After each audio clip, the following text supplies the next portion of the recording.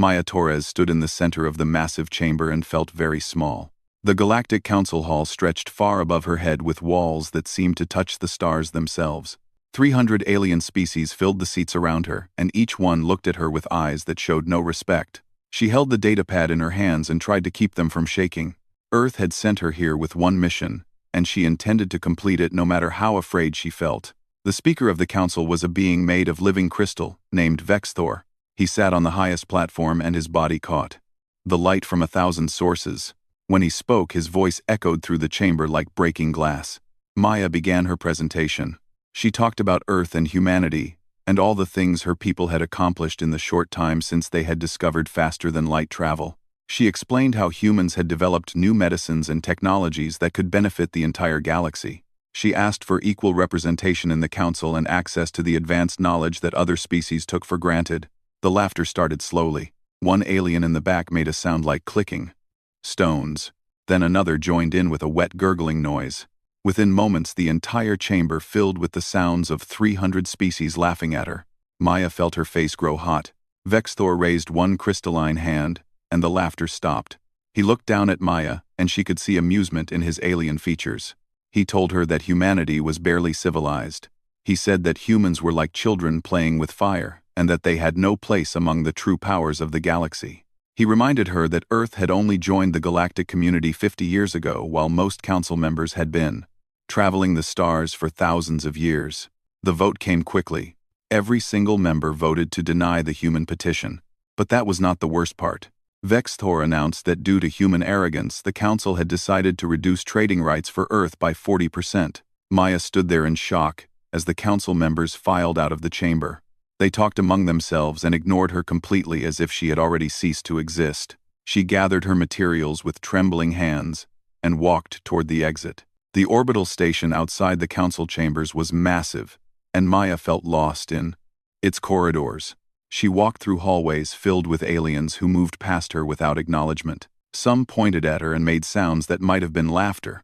Her quarters were in the human section of the station, which was small and tucked away in a corner that no other species wanted. As she approached her door, she noticed someone standing in the shadows. The figure wore a long, dark cloak that seemed to absorb light rather than reflect it. Maya hesitated, but the figure stepped forward. The woman who emerged from the shadows was unlike anyone Maya had ever seen. Her skin was pale like moonlight, and her ears came to delicate points. Her eyes were the most striking feature because they shone with a silver light that seemed to come from within. The woman looked at Maya with an expression that mixed sadness and hope. Maya asked who she was and what she wanted. The woman said her name was Lyra, and that she had been searching for Earth for a very long time. She told Maya that the council had lied to her. She said that humanity was not young and primitive, but rather that humans had a history that stretched back further than most species could imagine. Maya felt anger rise in her chest. She told Lyra that she was not in the mood for games or mysteries. Lyra smiled, but there was no humor in it. She explained that she could not stay long because the council had sensors everywhere. She reached into her cloak and pulled out a small crystal that glowed with soft blue light. Lyra pressed the crystal into Maya's hand and told her to take it back to Earth. She said that the crystal contained information that would change everything. Before Maya could ask more questions, Lyra began to fade. The air around her rippled like water, and Maya could see through her body to the wall behind. Lyra gave one final warning. She told Maya that the Galactic Council had built their power on secrets and lies. She said that Earth possessed something they feared, and that was why they worked so hard to keep humanity weak. Then Lyra vanished completely. The only sign she had been there was the crystal in Maya's hand, and a strange smell in the air like ozone mixed with something Maya could not identify. It smelled like starfire if such a thing could have a scent. Maya entered her quarters and locked the door. She sat on her bed and stared at the crystal. The blue light pulsed slowly like a heartbeat. She did not know if she could trust the mysterious woman, but something in Lyra's eyes had seemed genuine. The next morning, Maya prepared to return to Earth. She kept the crystal hidden in a secure container. As she boarded the transport ship, she looked back at the massive council station. It hung in space like a jewel, surrounded by hundreds of ships from across the galaxy. Maya thought about the laughter in the council chamber. She thought about how small and insignificant they had made her feel. But she also thought about Lyra and the crystal, and the possibility that everything she knew about humanity place in the galaxy might be wrong. The journey back to Earth would take 3 weeks, even with faster-than-light travel. Maya spent that time writing her report and trying not to think about the failure of her mission. The transport ship was small, with only 20 human passengers. Most of them were diplomats or traders who had their own stories of rejection and humiliation. One night, as Maya sat in the observation deck looking at the stars, a thought occurred to her. What if Lyra was right? What if humanity was not meant to beg for scraps from the Galactic Council? What if there was another path forward that no one had considered yet? When the transport finally reached Earth orbit, Maya felt relief wash over her. She had failed her mission, but somehow she felt that something important had begun. She clutched the container with the crystal and prepared to face whatever came next. Dr. Kate Morrison ran the research lab at the Xenoarchaeology Division in Antarctica. She specialized in studying alien artifacts and trying to understand technologies that seemed impossible by human standards. When Maya Torres arrived at her lab with a crystal from a mysterious woman, Kate was immediately interested. Kate placed the crystal in her analysis chamber and began running scans. The first results made her stop and check her equipment. The crystal contained more data than any storage device Kate had ever seen. It would take weeks to fully decode everything, but some information was immediately accessible. Kate called her team together. They gathered around the main display screen as images and text began to appear. What they saw changed everything they thought they knew about human history. The data showed that humans had existed in the galaxy long before anyone believed. Thousands of years ago, humans had been part of a vast empire that stretched across multiple dimensions. They had not been alone. The records showed partnerships between humans and beings called the Drakathi. The images showed creatures that looked like dragons from human mythology, but these were not mindless beasts. The Drakathi were intelligent and powerful, with the ability to travel through space and between realities themselves. Kate felt her hands shake as she read the information. According to the crystal, humans and Drakathi had built something amazing together. They had created gates between dimensions and explored realities that existed beyond normal space. But something had happened. The records became fragmented and unclear. There had been a war, or perhaps a catastrophe. The dimensional empire had collapsed. The Drakathi had vanished into scattered realities, and humanity had been left behind with no memory of what they had once been. Kate found something else in the data. The Galactic Council had known about all of this. They had deliberately erased human history from all galactic records. They had hidden evidence and destroyed artifacts. They had done everything possible to keep humanity from learning the truth. Kate asked Maya why the Council would do such a thing. Maya thought about it and realized the answer. The Council was afraid. If humans remembered their past and reconnected with the Drakathi, the balance of power in the galaxy would change completely.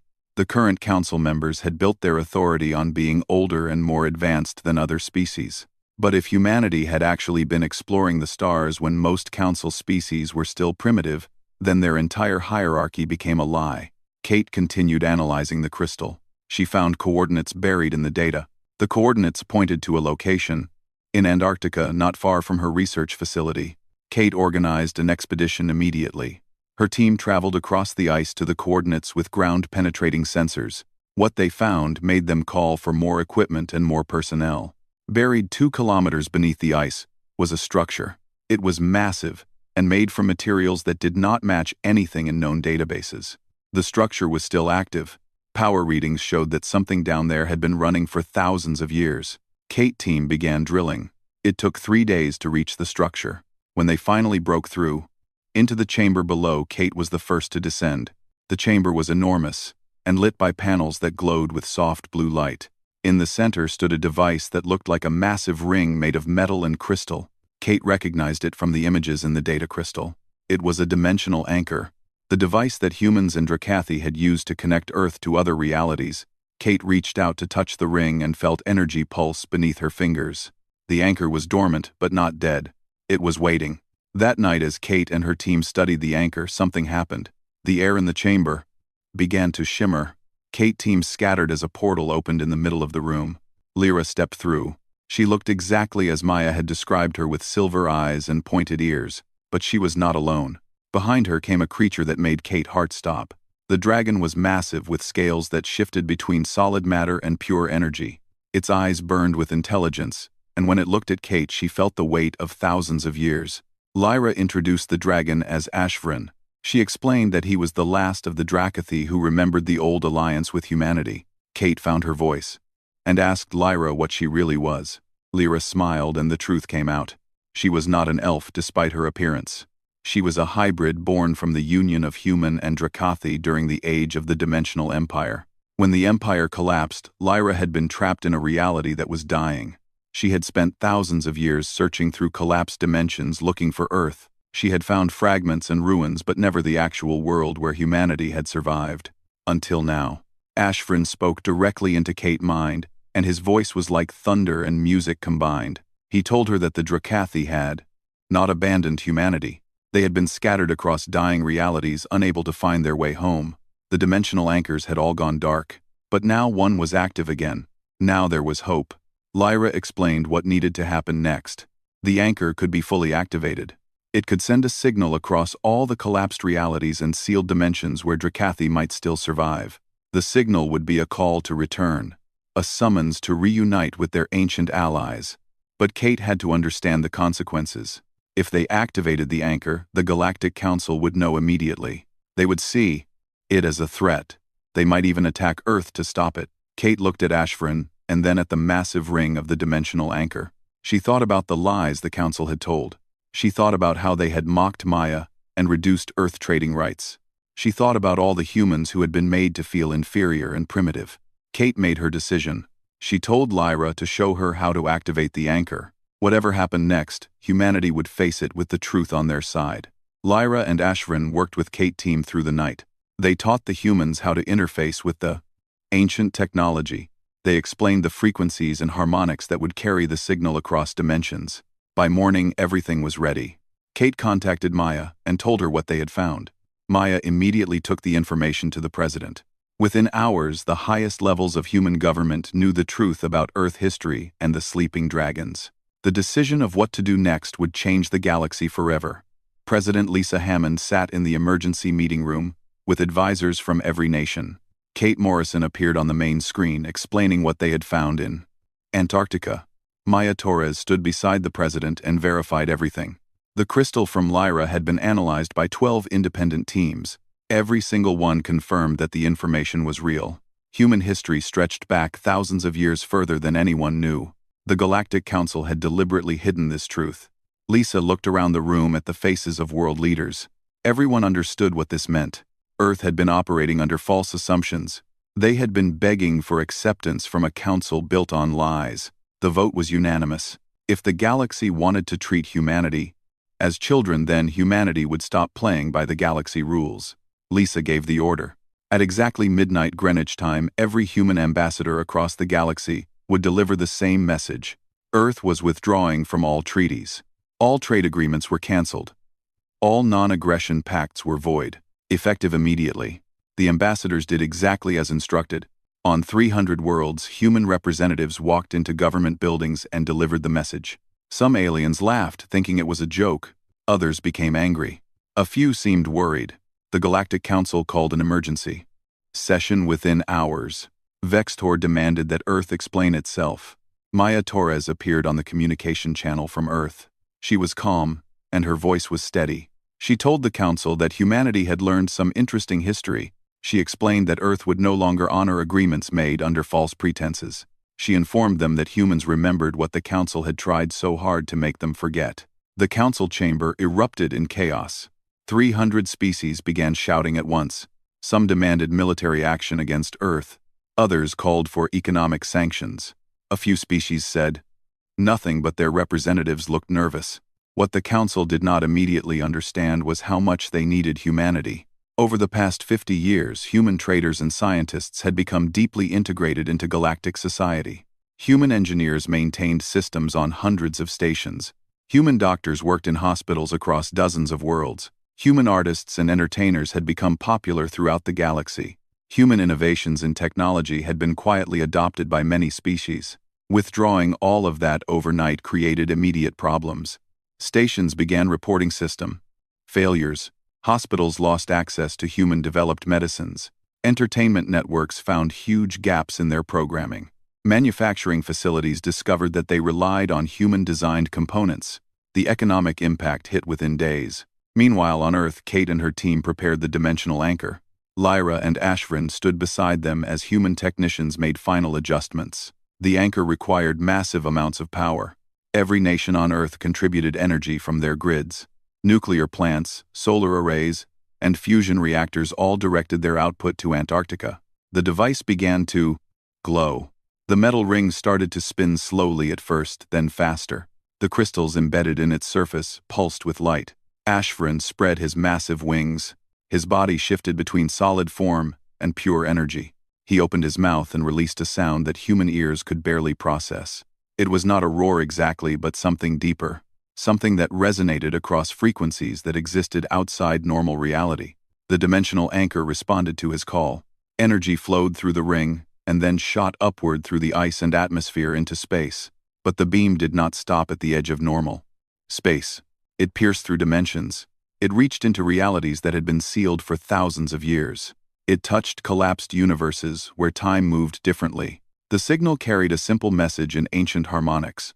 Humanity calls. Come home. Ashvin told Kate that the signal would take time to reach all the scattered Dracathi. Some might respond within hours, others might take days or weeks, and some might never respond at all because they had died in the collapse of their realities. But every Dracathi who still lived would hear the call. They would know that the anchor had awakened. They would know that their ancient allies remembered. The first response came faster than anyone expected. A tear opened in space near the moon. Human sensors detected it immediately. The Space Defense Network went on high alert. Ships moved into position, prepared for anything. Something emerged from the tear. It was a dragon even larger than Ashvin. Its scales reflected starlight in impossible colors. It did not attack. Instead, it broadcast a message directly to Earth. The message was in a language that humans had not spoken for thousands of years. But somehow Kate could understand it. The dragon was asking if humanity was ready. Ready for what? Lyra asked. Ready for the return, the dragon replied. Ready for war. Because the Galactic Council would not accept this change peacefully. They had too much to lose. Their entire authority was built on being superior to younger species. If humanity reclaimed its past and the Dracathi returned, the Council would fall. They would fight to prevent that. More tiers began opening across space. Dragons emerged near human colonies and outposts. Each one the same. Each one asking if humanity was ready.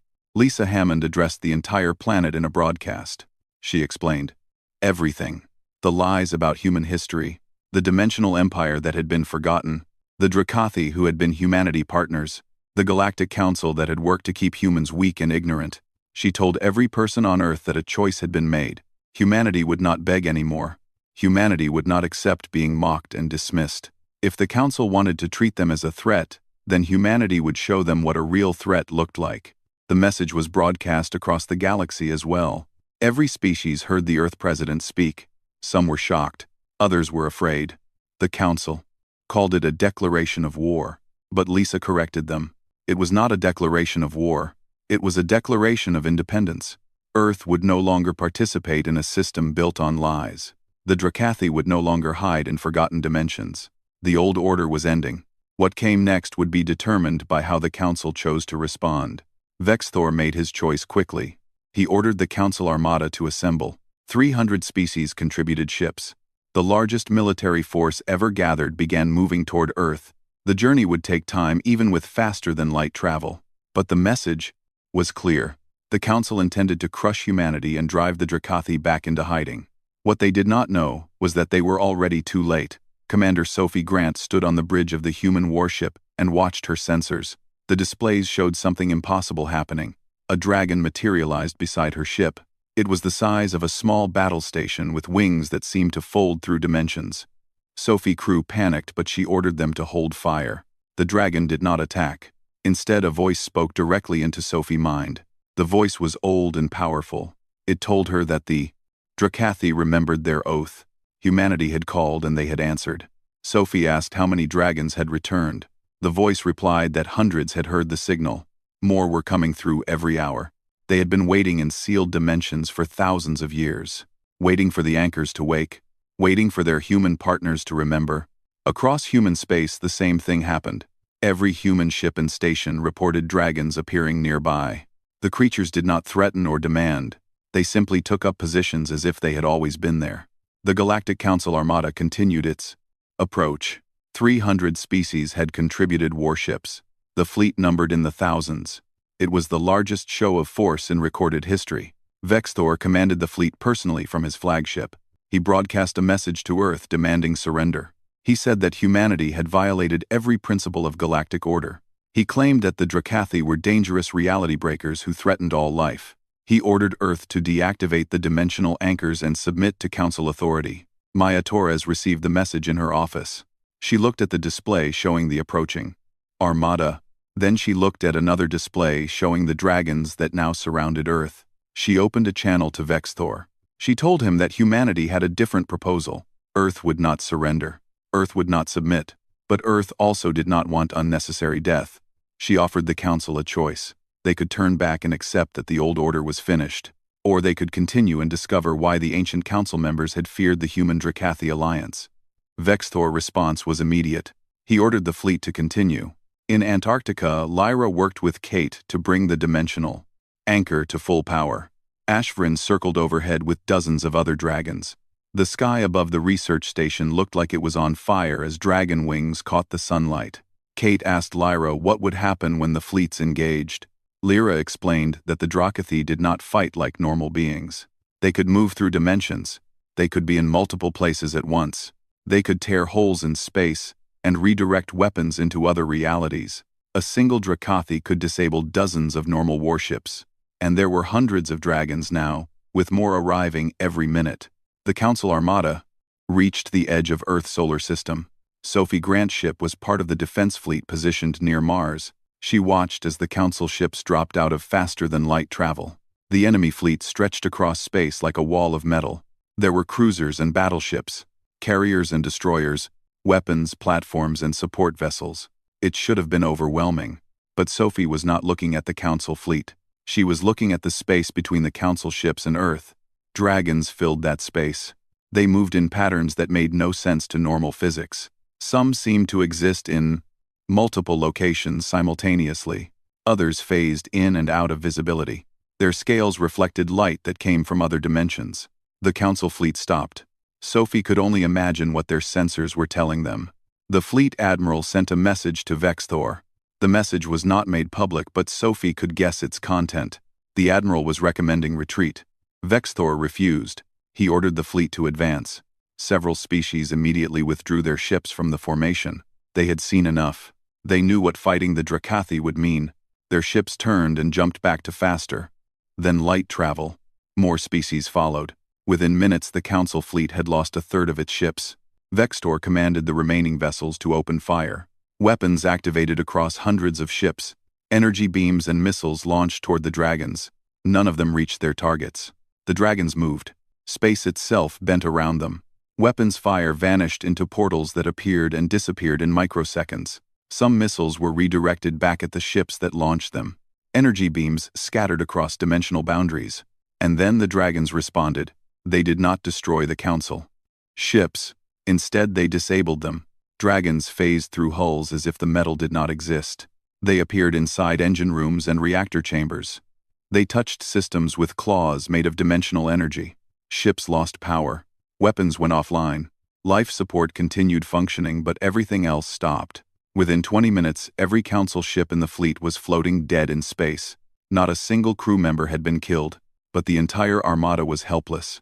Sophie watched in amazement as dragons moved between the disabled ships. Ashvrin appeared on the communication channel. His voice was heard by every ship, both human and alien. He explained that the Drakathi did not desire death. They desired justice. The Galactic Council had built their power on lies. They had suppressed young species. They had erased history. They had prevented growth and cooperation. That age was ending. Vexthor appeared on screen from his flagship. His crystalline body had lost some of its shine. He demanded to know what humanity wanted. Maya Torres answered him. She told him that humanity wanted truth. Earth wanted a galaxy where species were judged by their actions, not their age. Humanity wanted a system where history could not be erased. Maya proposed something new. A council that rotated authority. A system where no species held permanent power. A structure built on cooperation instead of hierarchy. She called it the Accord of Free Worlds. Species could choose to join or remain independent, but there would be no more suppression, no more mockery, no more manufactured superiority. Vextor began to speak, but his transmission was cut off. Another voice came through the channel. It was the Admiral of the fleet. He told Maya that he accepted the proposal. He said that many species in the Armada had known the Council was corrupt. They had participated because they saw no alternative. Now there was an alternative. The Admiral formally surrendered on behalf of his species. Within hours, other species followed. They abandoned Vextor and pledged to join the Accord. The old Galactic Council effectively dissolved right there in Earth. Solar System Captain Amy Rivers commanded the human dreadnought as the Council fleet remnants limped away from Earth. Her sensors tracked each departing ship. Most were heading home to their own worlds. A few were coming closer to Earth to discuss the new accord. Amy received a transmission from one of the Council admirals. The alien looked tired despite his strange biology. He told Amy that his species wanted to join the accord immediately. He said they had been waiting for someone to stand up to the Council for centuries. Amy forwarded the message to Maya Torres. Maya sat in the new diplomatic center that had been hastily built near the United Nations building. She had received 43 similar messages in the past day. Species from across the galaxy wanted to know more about the Accord of Free Worlds. Some were apologetic about their past actions. Others simply wanted to move forward. Maya worked with Lisa Hammond to create the framework. The Accord would have no permanent leaders. Instead, authority would rotate between member species every 5 years. Decisions would require approval from a majority of members. No single species could veto actions. History and knowledge would be freely shared. There would be no more classified information about the origins of species. Kate Morrison continued her research in Antarctica with Lyra and Ashvrin. The dimensional anchor remained active. More Drakathi arrived every day. Some came from realities that were barely stable. Others emerged from dimensions where time had moved differently. A few dragons returned who remembered the original empire. They were old beyond measure, and their knowledge was vast. Kate learned that the human-Drakathi bond was deeper than anyone realized. It was not just historical or political. The connection was biological and metaphysical. Humans possessed a unique dimensional resonance in their genetic code. This resonance allowed them to bond with Drakathi on a level that transcended normal reality. Together, a human and Drakathi could perceive dimensions that others could not. They could navigate spaces between realities. They could reshape probability itself. Kate asked Lyra why humans had evolved this way. Lyra explained that it was not evolution exactly. Long ago, the first humans and Drakathi had made a choice. They had merged their essences in small ways. Human DNA carried traces of Drakathi dimensional nature. Drakathi carried traces of human adaptability and creativity. The bond had made both species stronger. Over the following months, the galaxy transformed. 80 species joined the Accord of Free Worlds in the first wave. They sent representatives to Earth for the founding assembly. The assembly took place in a massive structure built specifically for the occasion. Dragons circled overhead during the ceremony. Their presence reminded everyone of what had changed. The old council members faced tribunals for their actions. Evidence from the crystal and other sources proved their crimes. Some council leaders were stripped of authority. Others chose exile. A few species that had benefited most from the old system refused to join the Accord. They isolated themselves. The galaxy watched to see if they would attack or cause problems. But the presence of the Drakathi kept them cautious. No one wanted to face dragons in battle. Kate made a discovery in the ancient records. There were other dimensional anchors scattered across the galaxy. Some were buried on abandoned worlds. Others floated in dead systems. Each anchor could open gates to different realities. Kate proposed an expedition to find and activate them. Lisa Hammond approved the mission. Teams of humans and Drakathi began searching. They found anchors on 12 different worlds. Each activation brought more dragons back. Each reunion between humans and Drakathi strengthened the Accord. Young people on Earth began training to bond with dragons. The process was complex, and not everyone could do it. It required a specific resonance in their dimensional frequency. Those who succeeded became something new. They were riders, but also more than that. They were bridges between realities. Partners who could navigate impossible spaces. Amy Rivers was one of the first to attempt bonding. She met a dragon named Verath, who had returned from a reality where time moved backwards. The bonding process took 3 days. Amy's mind touched Verath consciousness. She saw through dragon eyes. She felt the flow of dimensional energy. When the bond completed, Amy could sense things she never imagined. She could feel the weak points in space where portals could open. She could perceive threats before they materialized. She became one of the first riders in the new dimensional defense force. Maya Torres stood in the completed dimensional embassy on Earth. The building was designed by both humans and Drakathi architects. It incorporated materials from 6 different dimensions. The result was something that seemed to shift and change depending on how you looked at it. Maya watched as delegations from across the galaxy arrived. They came to discuss treaties and trade agreements. They came to learn about dimensional travel. They came to see the dragons that everyone had heard about. One evening, Lyra found Maya on the observation deck. They looked out at the city below where humans and aliens walked together. Dragons flew overhead, occasionally landing on designated platforms. Lyra told Maya something she had kept secret. She was not just a survivor of a collapsed reality. She was Maya, descendant from a timeline that no longer existed. In that timeline, Earth had not remembered its past in time. The Council had destroyed the planet before the anchors could activate. Lyra had escaped the dying timeline and traveled backward through failing dimensions. She had searched for years to find a version of reality where Earth still existed and could be warned. This was that reality. Maya asked if Lyra would stay now that her mission was complete. Lyra smiled and said that she had nowhere else to go. Her original timeline was gone. This Earth was as much her home as any place could be. They stood together watching the sunset. The sky filled with colors as 3 dragons passed overhead. Their scales reflected the light in patterns that normal matter could not produce. Maya thought about everything that had happened. The Council had mocked Earth. They had called humans primitive and insignificant. They had tried to keep humanity small and ignorant. But their actions had accomplished the opposite. By suppressing the truth, they had made its revelation more powerful. By mocking humanity, they had given Earth reason to break free. By fearing the human-Drakathi bond, they had ensured its return. The age of suppression was over. The age of the accord had begun. And in the spaces between realities, more dragons continued to wake. They heard the call of their ancient allies. They felt the anchors pulling them home. They came through tears in space and gaps in time, each one adding strength to the new order. Each one proving that the bond between humans and Drakathi could not be broken by time or dimension. The galaxy would never mock humanity again. Not because humans had conquered anyone, but because humanity had reminded the galaxy what true partnership could accomplish. What happened when species chose cooperation over hierarchy? What became possible when truth replaced lies? Maya looked at Lyra and saw hope in her silver eyes. The future was uncertain. There would be challenges and conflicts, but humanity would face them with allies who could move between worlds, with dragons who remembered ancient oaths, with truth instead of lies. The galaxy had changed forever, and Earth stood at the center of that change, not through force, but through the simple act of refusing to forget who they truly were